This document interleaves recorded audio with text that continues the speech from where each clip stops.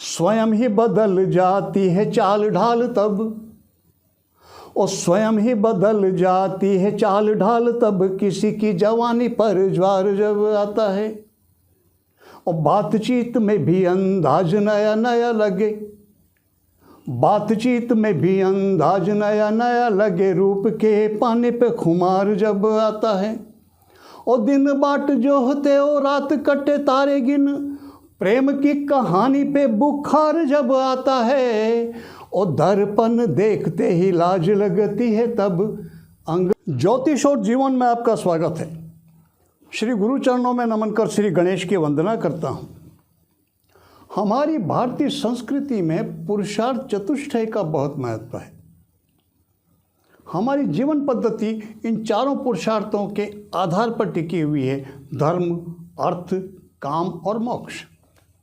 धर्म यो धार्यति स धर्म है, एक नियम है जीवन का, एक पद्धति है, हमारे संस्कार हैं भारतीय जीवन पद्धति के, उनके अनुरूप जीवन व्यतीत करना यही धर्म है। और उसको उनका पालन करते हुए अर्थोपार्जन करना। बिना पैसे के जीवन निर्वाह नहीं हो सकता। तो दूसरा महत्व, दूसरा जो पुरुषार्थ है वो है अर्थ, अर्थ की का पैसा कमाना। तीसरा काम, काम से तात्पर्य है कामना। जब तक जीवन है तब तक विभिन्न प्रकार की कामनाएं हमारे मन में जन्म लेती ही रहेंगी।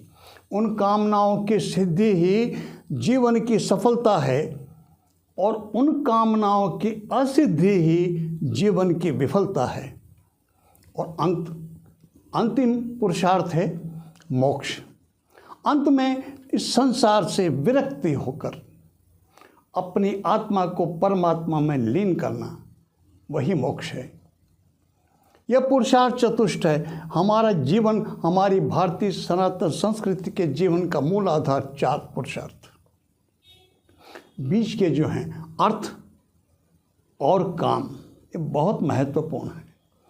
यही जीवन के जीने का ढंग है। पैसा कमाना, पुरुषार्थ करना और फिर जीवन का लक्ष्य प्राप्त करना, लक्ष्य निर्धारित करना और उस लक्ष्य को प्राप्त करना अपने पुरुषार्थ से, परिश्रम से, अपनी कामनाओं की सिद्धि करना।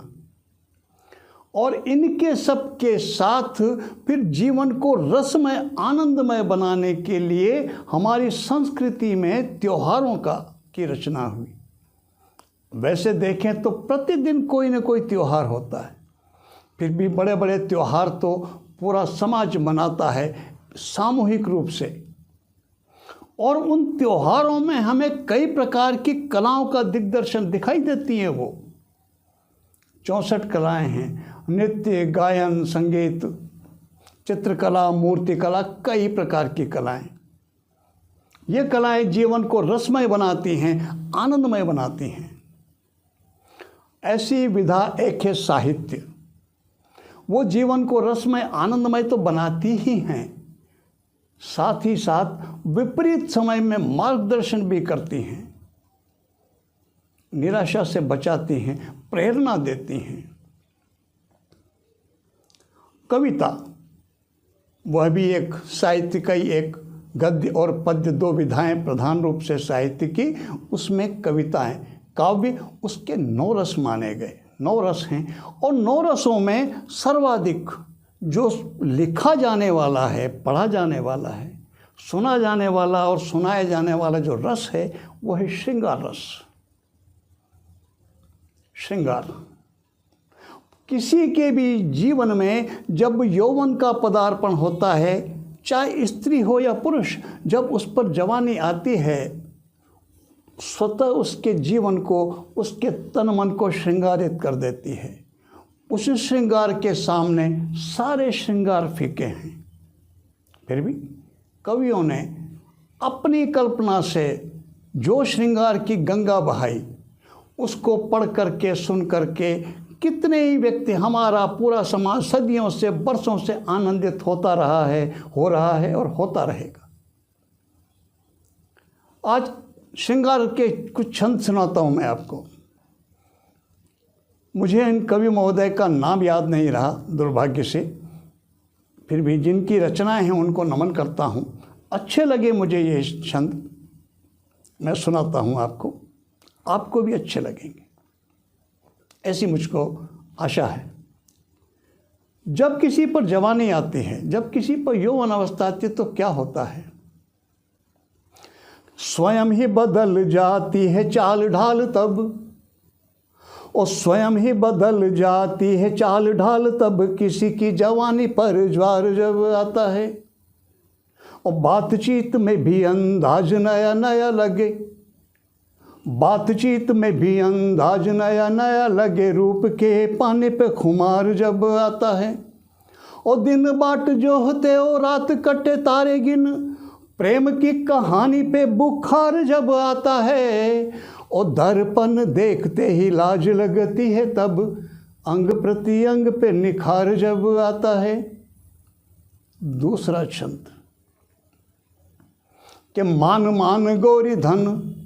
वैसे मैंने आज तक तो किसी को मानते देखा नहीं, फिर भी कवि ने कोशिश की, मैं भी सुना देता हूँ कि मान मान गोरी धन, मेरा इतना कहन, मत देख दर्पण लग जावेगी नजरिया।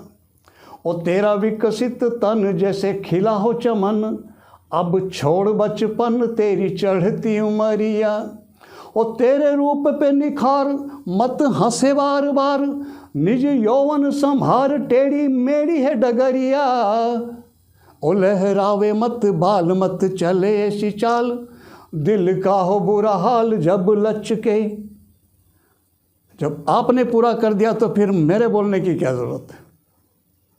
तीसरा छंद, आँखें, एक ऐसा अंग हमारे शरीर का जिसके बारे में बहुत कुछ कहा गया, सुना गया, और मैं ऐसा मानता हूँ कि आँखें नहीं होती तो जीवन में बहुत सी घटनाएं, दुर्घटनाएं नहीं घटती। कई घटनाओं की और दुर्घटनाओं का कारण ये आँखें हैं। कई तो इनकी गहराई में डूब मरते हैं, और कई इनके जो निशाने हैं इनके तीरों के, उससे घायल होकर मरते हैं। तो ऐसी ही आँखों के बारे में 4 पंक्तियाँ श्रृंगार की कि कारी कारी गोल गोल काली काली,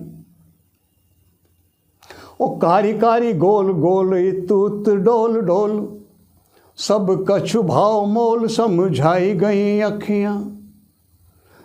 मारे गुप चुप तीर करे घाव गंभीर, मन गहरी गहरी पीर सी बसाई गई अखियाँ। भई नाही कछु बात जाने करी कैसी घात, जात जात मीठो दर्द सो गड़ाई गई अखियाँ।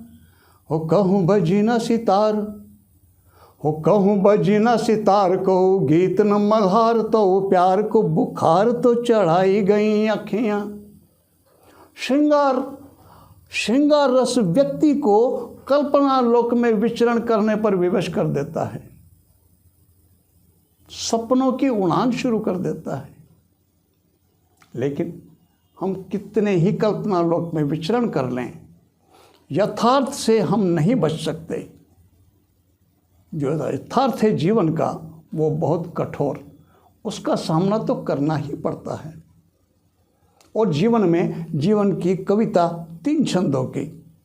पहला छंद बचपन, जो प्रायः रोते रोते बीतता है आंसुओं में। दूसरा छंद जवानी, वो दुखों में बीतता है, संघर्षों में। संघर्ष में दुख तो होते ही हैं। अब वृद्धावस्था का, बुढ़ापे का क्या होगा, यही चिंता कवि की।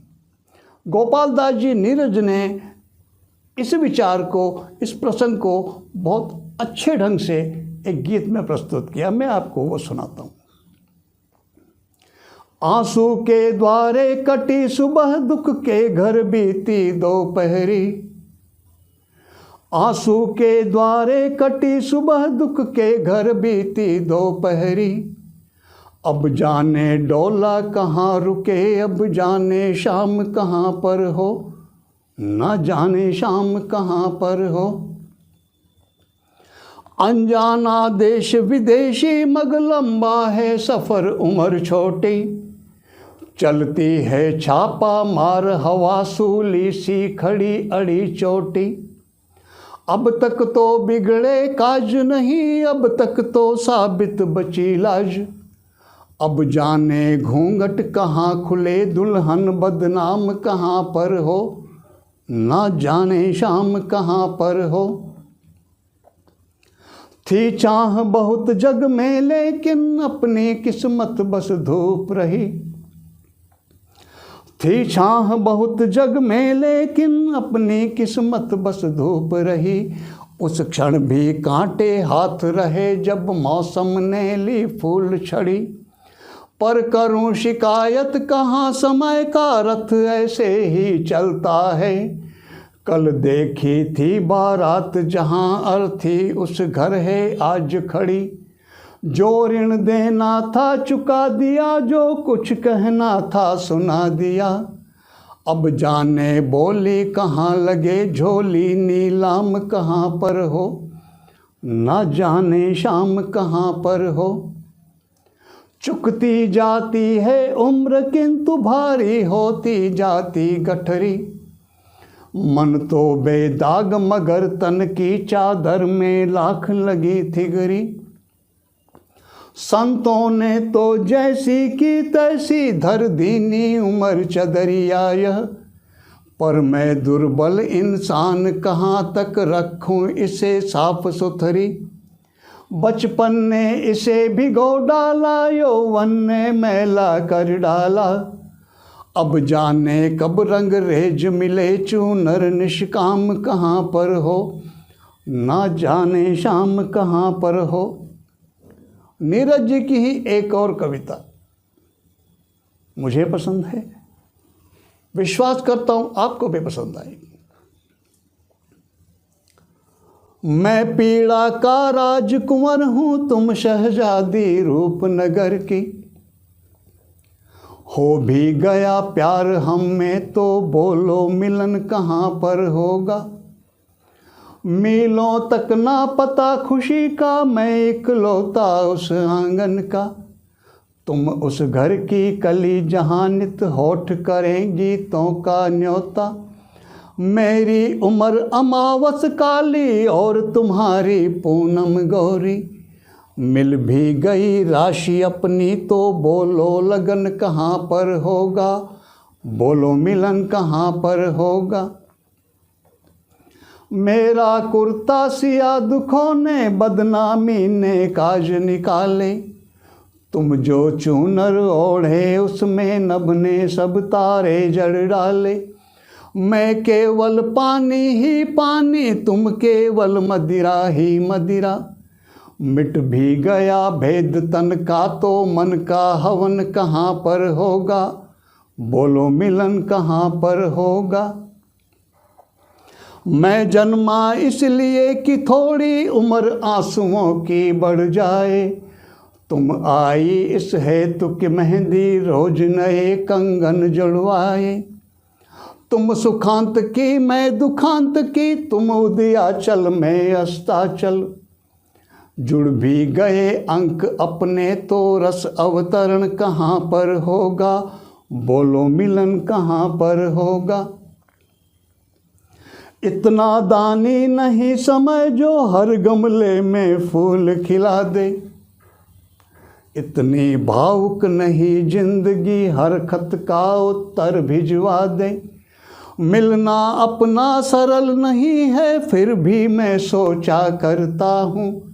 जब न आदमी प्यार करेगा जाने भुवन कहाँ पर होगा। हो भी गया प्यार हम में तो बोलो मिलन कहाँ पर होगा। मैं पीड़ा का राजकुंवर हूँ, तुम शहजादी रूपनगर की। कविता एक ऐसी विधा थोड़ा सा भी किसी के मन में सहृदयता और श्रृंगार के प्रति, सौंदर्य के प्रति, कला के प्रति, जीवंतता के प्रति रुझान हो, कविताओं से, कविता से, छंदों से मुख नहीं मोड़ सकता। आप सबके जीवन में निरंतर आनंद रस की वर्षा होती रहे, इसी कामना और इसी प्रार्थना के साथ मैं आप सबको नमन करता हूं, आपका आभार व्यक्त करता हूं। आपने मेरे वीडियोस को सुना, मेरे चैनल से जुड़े, और अगर आपको अच्छा लगता हो जो कुछ मैं कर रहा हूं, भारतीय संस्कृति के ज्ञान विज्ञान को, इन विधाओं को तर्कसंगत ढंग से सिखाने समझाने के लिए इस चैनल का प्रारंभ किया। इसको आप सब्सक्राइब करें, अपने मिलने वालों को, परिचितों को बताएं। इसी के लिए आपको नमन करता हूं। नमस्कार।